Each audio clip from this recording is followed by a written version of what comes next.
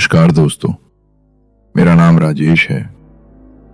मैं राजस्थान के कोटा जिले में रहता हूं और पेशे से एक टैक्सी ड्राइवर हूं। आज मैं अपने जीवन में घटी हुई एक ऐसी घटना आप लोगों को बताना चाहता हूं जिसके बारे में मैंने कभी सपने में भी कल्पना नहीं की थी कि मेरे साथ भी ऐसा कुछ हो सकता है। अब आप लोग सोच रहे होंगे कि आखिर मेरे साथ ऐसा क्या हुआ है, तो आप लोगों को बातों में ना उलझाकर चलिए सुनिए मेरी कहानी मेरी जुबानी। ये बात आज से लगभग 2 साल पहले की है। अपनी टैक्सी को लेकर अक्सर मैं लोगों को इधर से उधर छोड़ने के लिए जाया करता था।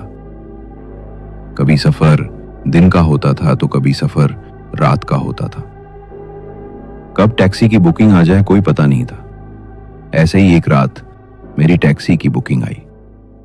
उस वक्त रात के 9 बज रहे थे।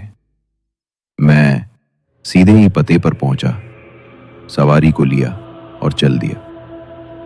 उस सवारी को जहां से जाना था वहां छोड़कर वापस आने के लिए रवाना हो गया। इन सब में मुझे रात के 11 बज गए थे। मैंने कॉल करके अपने घर वालों को बता दिया था और अक्सर उन्हें भी पता होता था कि मैं लेट नाइट टैक्सी की बुकिंग लेता रहता हूं, तो उन्होंने चिंता नहीं की। लेकिन आज मेरे साथ कुछ ऐसा होने वाला था कि मेरे दिलो दिमाग में एक ऐसा डर बैठने वाला था कि फिर कभी मैं लेट नाइट ड्यूटी के बारे में सोच भी नहीं सकता। रात के लगभग 11 बजे के आसपास मैं जंगल के रास्ते से होकर गुजर रहा था। उस वक्त रोड के दोनों साइड लाइट जल रही थी, लेकिन रास्ते पर मुश्किल से 1-2 गाड़ियां ही आ रही थी। मैं आगे बढ़ते जा रहा था कि अचानक मेरी टैक्सी के आगे एक लड़की आ गई। वो इस तरह अचानक आई थी कि मैंने जल्दी से अपनी टैक्सी के ब्रेक लगा दिए, वरना उस लड़की का एक्सीडेंट हो जाता। अब वो लड़की मेरी टैक्सी के आगे खड़ी रही तो मैं अपनी टैक्सी रोककर बाहर आया और गुस्से में उसकी तरफ देखते हुए बोला, तुम्हारे अंदर दिमाग नाम की चीज है या नहीं? इस तरह टैक्सी के आगे कौन आता है? अगर एक्सीडेंट हो जाता तो मेरे लिए तो मुसीबत खड़ी हो जाती ना। ये कहते हुए मैं उसे डांटने लगा, लेकिन जैसे मेरे कहने का उस लड़की पर कोई फर्क नहीं पड़ रहा था। वो मेरी तरफ देखते हुए गंभीर आवाज में बोली, रात काफी हो गई है, मुझे कोई टैक्सी या टेम्पो नहीं मिला। ऐसे में मुझे आपकी टैक्सी रुकवाने के लिए सामने आना पड़ा, उसके लिए सॉरी। लेकिन क्या आप मुझे अगले चौराहे तक छोड़ दोगे? यह सुनकर पहले तो मुझे उस लड़की पर गुस्सा आ रहा था, लेकिन जब उसकी बात सुनी तो मैंने अपने गुस्से को काबू में करते हुए बोला, ठीक है, लेकिन इस तरह आइंदा फिर कभी किसी की गाड़ी के सामने मत आना, एक्सीडेंट हो सकता है। मेरी बात सुनकर वो लड़की कुछ नहीं बोली। वो बस सामने की तरफ देखते जा रही थी और उसके चेहरे पर अजीब से भाव थे। तभी मैंने उसकी तरफ ध्यान दिया। उसके हाथ में एक बड़ा सा ट्रॉली बैग था। इसके साथ ही मुझे वहां पर पता नहीं क्यों, लेकिन एक अजीब सी सड़ी गली बदबू महसूस हो रही थी। लेकिन मैंने सोचा कि शायद सड़क के आसपास में कोई जानवर मर गया होगा, इसलिए ज्यादा ध्यान न देकर उस लड़की की तरफ देखते हुए बोला, बैठ जाओ। अब वो लड़की मेरी टैक्सी में पीछे की सीट पर बैठ गई। फिर अपनी सीट पर बैठकर मैंने अपनी टैक्सी स्टार्ट की और वहां से आने के लिए रवाना हो गया।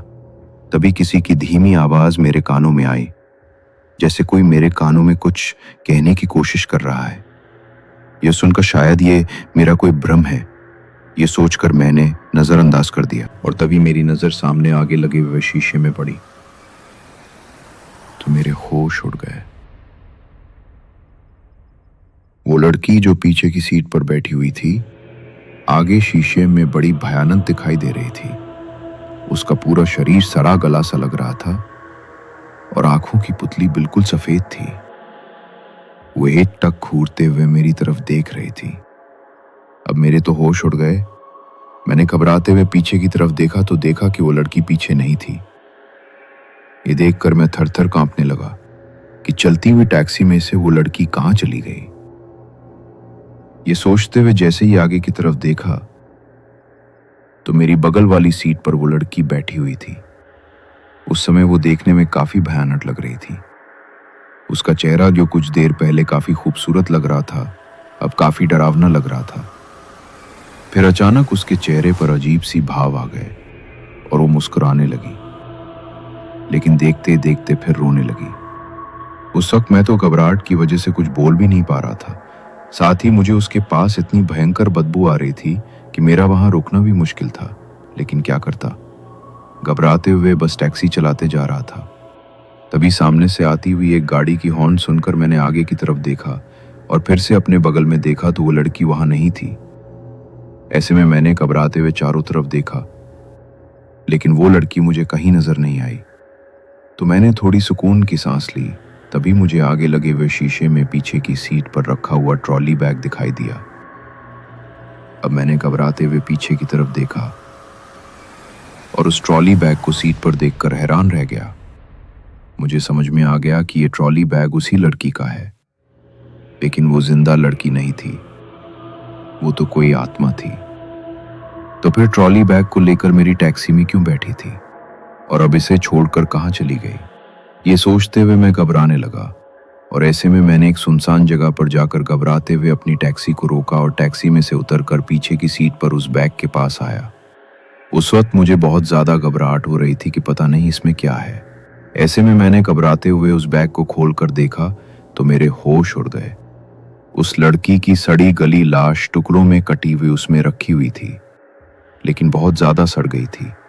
ऐसे में पहचान में नहीं आ रही थी, परंतु जो कपड़े थे जो उन टुकड़ों के पास में ही रखे थे उनसे पहचान में आ गया कि ये उसी लड़की की लाश है, क्योंकि वो लड़की मुझे दिखाई दी थी।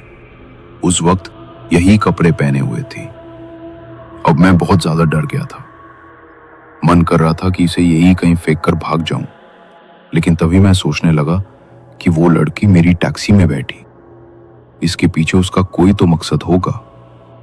ऐसे में मैं अपने आप से बोल नहीं सकता था कि मैं इस तरह नहीं भाग सकता, और मैंने फिर उस बैग को टैक्सी में से नीचे उतारा और सड़क किनारे रखते हुए चारों तरफ देखा।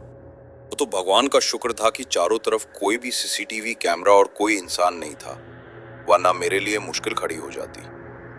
फिर मैंने अपनी टैक्सी की अच्छे से साफ सफाई करके मैंने पुलिस के पास कॉल किया और उन्हें इस बारे में सूचना दी कि सड़क किनारे एक बैग रखा हुआ है जिसमें किसी की लाश है। तभी कुछ देर बाद पुलिस आ गई और उस बैग को खोलकर देखा, जिसमें उस लड़की की लाश को देखकर उन लोगों को भी काफी भयंकर बदबू आने लगी और उन लोगों ने अपने मुंह पर रुमाल रख लिया। फिर वे लोग उस बैग को लेकर वहां से चले गए, साथ में मुझे भी लेकर गए। मुझसे पूछताछ की तो मैंने झूठ बोलते हुए कहा कि मैं किसी सवारी को छोड़ने के लिए इसी रास्ते से लगभग 9 बजे के आसपास गुजरा था। उस वक्त भी ये बैग यहीं पर रखा हुआ था और आते टाइम भी मेरी नजर इस पर गई तो ये यहीं पर रखा हुआ था। ऐसे में मुझे कुछ अनहोनी होने का अंदेशा हुआ, क्योंकि सुनसान सड़क पर इस तरह बैग का रखा होना मुझे ठीक नहीं लग रहा था। इसलिए मैंने अपनी टैक्सी में से उतरकर बैग को खोलकर देखा तो ये लाश देखकर मेरे होश उड़ गए और मैंने पुलिस को तुरंत ही सूचना दी। अब पुलिस ने भी मेरी बातों पर यकीन कर लिया और उस लड़की की तलाश जारी कर दी। उस लड़की के कपड़ों के आधार पर और शरीर पर मिले हुए एक टैटू के आधार पर उसकी छानबीन करना शुरू कर दिया। उस वक्त सच बताऊं तो मैं बहुत ज्यादा घबरा रहा था कि पता नहीं क्या होगा, कहीं मेरे ऊपर ही कोई मुसीबत ना आ जाए। लगभग 4 दिन की जांच पड़ताल के बाद पता चला कि उस लड़की का नाम रिया था, जो बूंदी की रहने वाली थी। उसके घर वालों का कहना था कि वो कुछ दिनों पहले अपने किसी बॉयफ्रेंड के साथ घर से भाग गई थी। ऐसे में उन लोगों ने समाज में बदनामी के डर से उसे ढूंढना और पुलिस में शिकायत दर्ज करवाना सही नहीं समझा। लेकिन आज उसकी लाश देखकर उन्हें तो यही लग रहा है कि उसके बॉयफ्रेंड ही उसकी जान ली है। ऐसे में उनके घर वालों से जानकारी लेकर रिया की जो फ्रेंड थी उनसे इस बारे में पूछताछ करके पुलिस ने उसके बॉयफ्रेंड को जयपुर से गिरफ्तार कर लिया। जब उससे कड़ी पूछताछ की गई तो पता चला कि वो रिया को बहला फुसलाकर अपने साथ लेकर चला गया था। वो कोटा में अपने दोस्त के फ्लैट में उसे अपने साथ लेकर गया और वहीं पर उसने अपने दोस्तों के साथ मिलकर रिया के साथ रेप किया और वहीं पर उसे कैद करके रख लिया। उनका इरादा था कि फिर उसे कहीं अकेले छोड़कर भाग जाएंगे। ऐसे में कई दिनों तक वो लोग रेप करते रहे, परंतु एक दिन जब वो शराब के नशे में था तो रिया ने कहा कि वो पुलिस को सच बताएगी, तो उन्होंने उसे जान से मार डाला। पर अब उन्हें डर सताने लगा कि पुलिस उन्हें पकड़ लेगी। ऐसे में अपने आप को बचाने के लिए उन्होंने रिया के शरीर को छोटे छोटे टुकड़ों में काटकर बैग में भर दिया और उसे उन जंगलों में फेंक दिया, ये सोचकर कि किसी को भी सच्चाई पता नहीं चलेगी। पर वो बैग सड़क किनारे कैसे आया, ये कहते हुए वो घबरा रहे थे। वैसे पुलिस को भी रिया के हत्यारों का पता चल गया था। ऐसे में उन्होंने भी इस बात पर ध्यान नहीं दिया कि वो सड़क किनारे कैसे आया और रिया के हत्यारों को उम्र कैद की सजा हुई।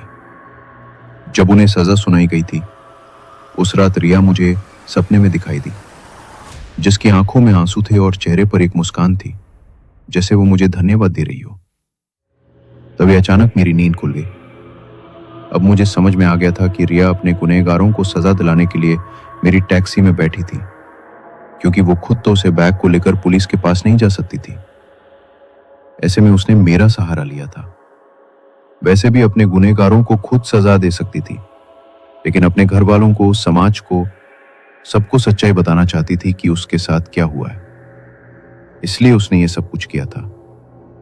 और शायद वो कई दिनों से उस बैग को लेकर घूम रही थी, पर किसी ने उसकी मदद नहीं की। और अगर किसी ने मदद की होगी तो उस बैग में लाश को देखकर भाग गया होगा। लेकिन अब मुझे एक सुकून था कि मैंने किसी को न्याय दिलाया है। परंतु साथ में एक डर भी सता रहा था कि अगर रिया की जगह कोई भयानक आत्मा मेरी टैक्सी में बैठ जाती तो मेरे साथ क्या होता, ये सोचकर मैं घबरा रहा था। उसके बाद मैं इतना ज्यादा डर गया था कि फिर कभी मैंने देर रात का सफर नहीं किया। आज 2 साल बाद भी जब इस घटना को याद करता हूं तो ऐसा लगता है जैसे कल की ही घटना हो। इसी ही परिवार के साथ बैठकर हॉरर स्टोरी सुनने के लिए चैनल सब्सक्राइब जरूर करें और कमेंट में बताओ आप कहां से।